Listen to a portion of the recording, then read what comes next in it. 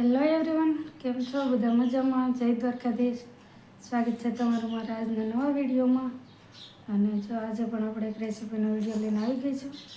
તો વિડીયોમાં બધા બન્યા રહેજો. અને આજે બનાવવાનું છે આપણે બટેટા અને ચોખાના લોટના આલુ ટિક્કી રીતની બનાવવાનું છે. પણ આપણે એમાં થોડોક ચોખાનો લોટ ઉમેરવાનો છે અને આલુ ટિક્કીમાં એકલા બટેટા હોય, પણ આપણે થોડીક બાઇન્ડિંગ આવે એટલા માટે થોડોક ચોખાનો લોટ ઉમેરી તો કરતાં જો ચોખાનો લોટ થોડોક ગળવામાં આવે તો ટેસ્ટ પણ સારો આવે અને આપણને ખાવામાં પણ સારું રહે. તો અને હળવું થોડુંક રહે, કેમ કે બટેટા થોડાક ભારે પડે, તો એટલા માટે આપણે થોડોક ચોખાનો લોટ ઉમેરીશું. અને મેં જો અત્યારે બટેટા બાફીને મૂકી દીધા છે. તો કેમ કે અત્યારે સવારમાં વહેલા નાસ્તોને પતાવવાનું હોય, કેમ કે હસમુને અત્યારમાં વહેલા જવાનું છે. તો મેં કીધું બટેટા બાફા મૂકી દઈએ તો આપણું કામ થઈ જાય જલ્દી. તો હાલો હવે આગળની પ્રોસેસ તમને બતાવું, વિડીયોમાં કન્ટિન્યુ રહેજો બધા. તો જો બટેટા તો આપણે પહેલાં જ બાફી નાખ્યા, તો તમને કીધું જ છે. અને હવે એમાં નાખવા માટે આપણે એક લીલું મરચું લીધું છે, તો એને કટિંગ કરી નાખીએ. અને તમને જેવું ભાવે એ પ્રમાણે કટિંગ કરી શકો. અને ઝીણું ભાવે કે જાડું કાપો હાલે, મેં મીડિયમ કાપ્યું છે.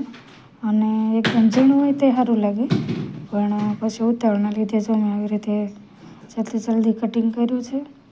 અને થોડીક તીખાશ પણ સારી લાગે એટલા માટે. અને મેં થોડુંક મોળું મરચું લીધું છે, અને તીખું ખાતા હોય તો તમે થોડુંક તીખાશવાળું મરચું પણ લઈ શકો. અને મેં થોડુંક છે ને લાલ મરચું જે સુકાયેલું હતું ને એને લીધું છે, અને એને જો ઝીણી કટકી કરી નાખી.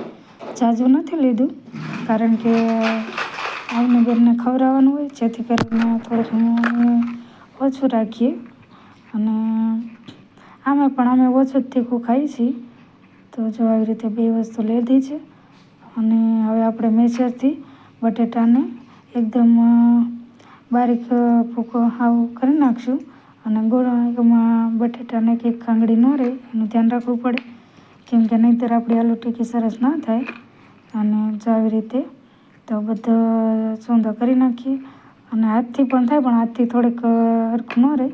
એના કરતાં જો તમારે આવું મેસર ન હોય તો બટેટા છીણવાની જે છીણી આવે એનાથી પણ તમે કરી શકો. તો જો આવી રીતે એકદમ મેશ કરી નાખવાનું છે. અને બને એટલું એકદમ સાવ ઝીણું કરી નાખવાનું.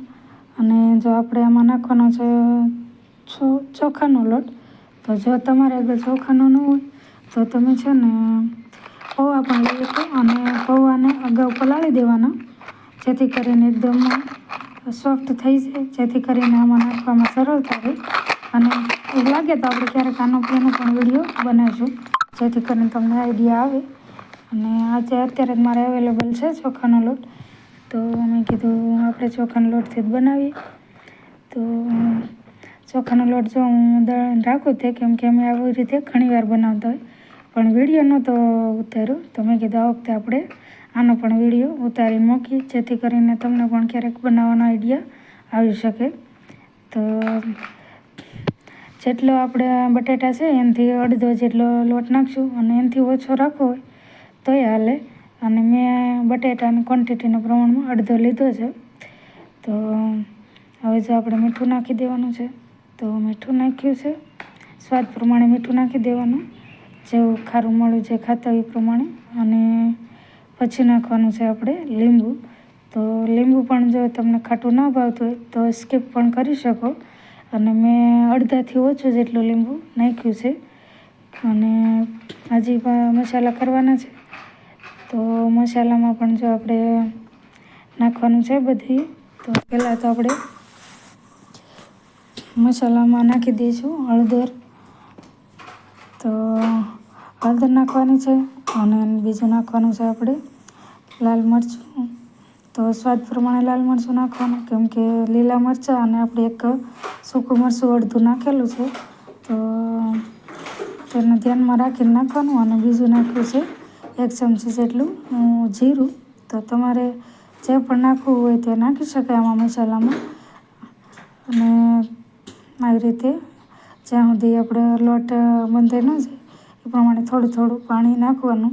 અને જો બટેટામાં મિક્સ થતાં પણ જો આપણે લોટ બંધાઈ જાય તો પાણીની જરૂર ન પડે, પણ મારે થોડુંક પાણીની જરૂર પડી હતી કેમ કે મારા બટેટા એકદમ સૂકા હતા. અને જો થોડીક કોથમીર નાખી છે, તો કોથમીર પણ છે ને મારે થોડીક લીલી નહોતી મારે આગળ, તો મેં પછી સૂકવીને મેં રાખેલી છે એમાંથી નાખી અને જો આવી રીતે આવો લોટ બાંધી નાખ્યો છે.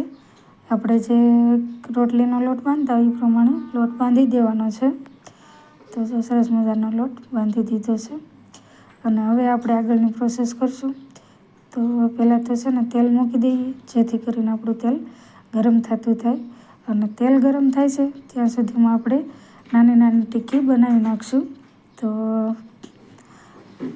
પહેલાં તો આપણે નાનો લોયો લેવાનો છે અને એને પણ જો આપણે સરખી એકદમ બધી કરવી હોય તો આવી રીતે એને છે ને લાંબુ ગળણું કરી અને પછી એને તમે કાપશો તો તમારે એકદમ બધી એક સરખી થશે.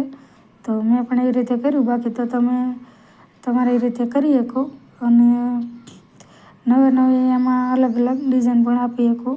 તો આપણે તો અત્યારે ઉતાવળ છે એટલે ખાસ કંઈ બહુ ડિઝાઇન નહીં આપીએ અને જો ફટાફટ આપણે કામ કરવાનું છે કેમ કે અત્યારમાં વહેલા જવાનું હોય એટલે મારે પછી નાસ્તો વહેલા તૈયાર કરવો પડે. અને જો આપણે બટેટા હોય તો થોડુંક ચોંટવાય કરે તો સહેજ તેલવાળું કર્યું છે. અને જો આવી રીતે એક સરખા કટિંગ કરી લેવાના છે. અને જો આવી રીતે હાથમાં ગોળણા કરી અને આવી રીતે શેપ આપી દેવાનો છે. અને જો મેં તો ગોળ ટિકા કર્યા છે અને તમે આમાં કોઈ પણ પ્રકારની તમને જે આવડતા હોય એ પ્રમાણે તમે કરી શકો.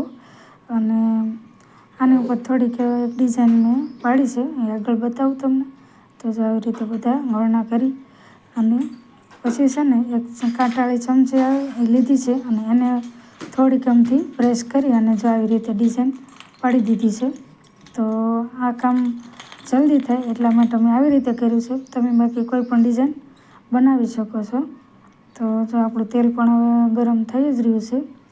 તો તેલ સરખું ગરમ થાય પછી નાખવું છે, નહીંતર પાછું કેવરાવે કેમ કે તેલ ગરમ ન હોય તો ટિક્કી તેલ વધારે સૂઈ જાય અને તેલવાળી વધારે ઓઇલી થઈ જાય એટલા માટે.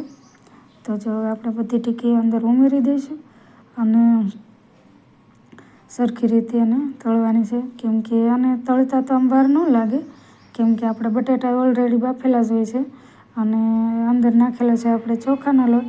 તો ચોખાના લોટને પણ તળાતા કંઈ વાર ન લાગે. તમે 2 થી 3 મિનિટમાં તમારે ટિક્કી બધી તળાઈ જશે તો વાર ન લાગે.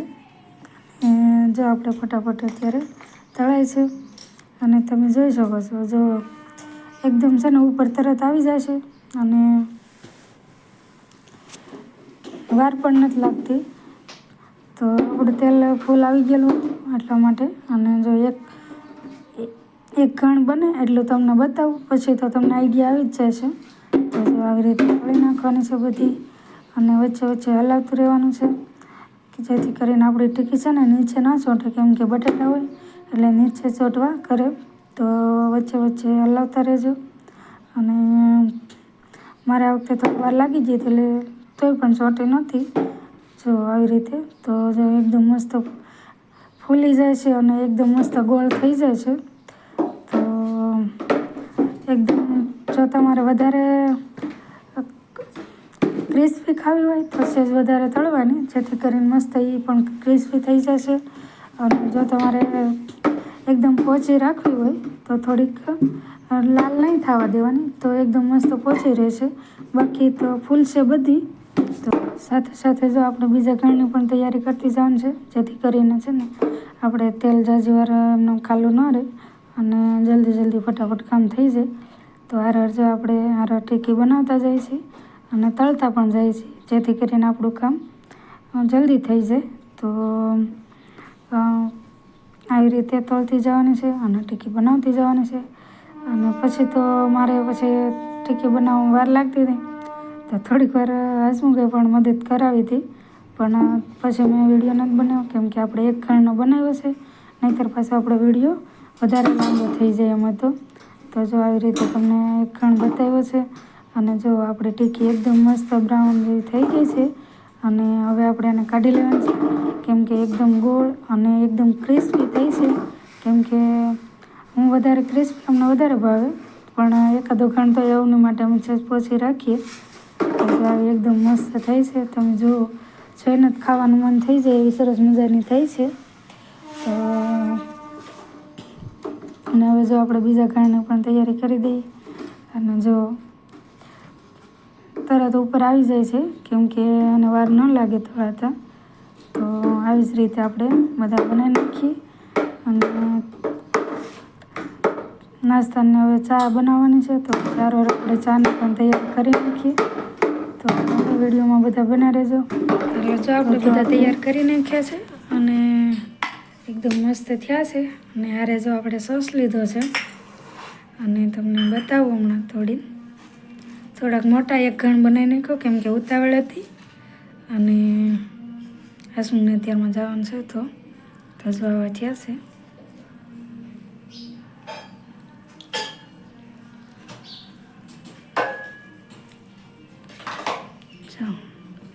મસ્ત ફૂલીને એવા થયા છે, સરસ મજાના. તો તમે પણ ટ્રાય કરજો. જો એકદમ મસ્ત થાય, ફૂલેલા હોય આ, કેમ કે લોટ આવે એટલે મસ્ત ફૂલી જાય. જો બધા એકદમ મસ્ત થયા છે. અને જો સેજ તળવા દઈ વધારે તો મસ્ત કકડાઈ થઈ જાય. તો અમે જો એક આ ઘણ એવો કર્યો છે અને આ સેજ કોણા રાખ્યા છે, જેવા ખવાય એવા. તો ટ્રાય કરજો. હવે નાસ્તો કરી લઈએ. મારી બેનને તો જો શરૂ થઈ ગયો છે સોસ અને આલુ ટિક્કી આપણી બનાવેલી છે, એ ખાય છે બેન. અને જો આ બળી છે, કાલે બનાવી હતી સાંજે. ગાયનું દૂધ અહીંયા ગાય વિયાણી દાદા દઈ ગયા હતા. તો બળીનો વિડીયો બનાવો તો પણ કંઈ ટાઈમ નહોતો, કેમ કે હાલના મારા બેન કવરાવતા હતા. અને જો હવે ચાય બની ગઈ છે, હવે નાસ્તો કરી લઈએ.